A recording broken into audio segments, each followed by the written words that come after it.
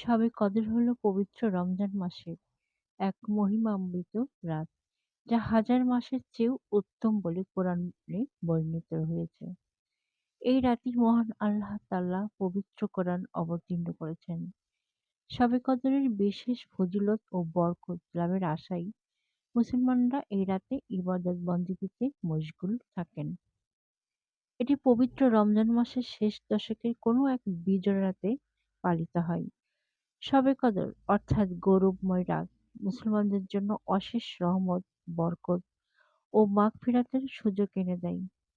এ রাতের ইবাদত আল্লাহর নৈকট্য লাভের অন্যতম মাধ্যম। শবে কদরের গুরুত্ব অনেক। শবে কদরের প্রধান মহিমা হলো এই রাতে কোরআন অবতীর্ণ হয়েছে, যা মানবজাতির জন্য চিরন্তন পথ নির্দেশ। আল্লাহ তাআলা এই রাতকে এতটাই সম্মানিত করেছেন যে এই এক রাতের ইবাদত হাজার মাসের ইবাদতের চেয়েও বেশি সওয়াব অর্জন করতে সহায়ক। শবে কদরের রাতে ইবাদত করলে আল্লাহ তাআলা বান্দার সকল গুনাহ মাফ করে দেন। অনেকের ব্যাখ্যা অনুসারে এই রাতে মানবজাতি আগামী বছরের ভাগ্য নির্ধারণ করা হয়। এই রাতকে আরো বরকতময় করার জন্য ফেরেশতারা আল্লাহর আদেশে পৃথিবীতে নেমে আসেন এবং মুমিনদের জন্য কল্যাণ কামনা করেন।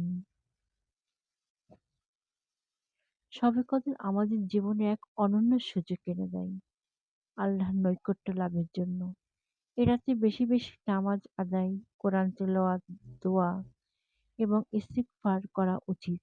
আল্লাহর অনুগ্রহ পাওয়ার এই সুবর্ণ সুযোগ যেন আমরা কাজে লাগাতে পারি, এটাই হোক সকলের প্রার্থনা। শবে কদরের এই পবিত্র রাতে আমাদের হৃদয় হোক আল্লাহর স্মরণে আলোকিত, আর জীবনে বর্ষিত হোক রহমত ও মাগফিরাতের অফুরন্ত ধারা। খোদা হাফেজ। সোহানা অর্লেস।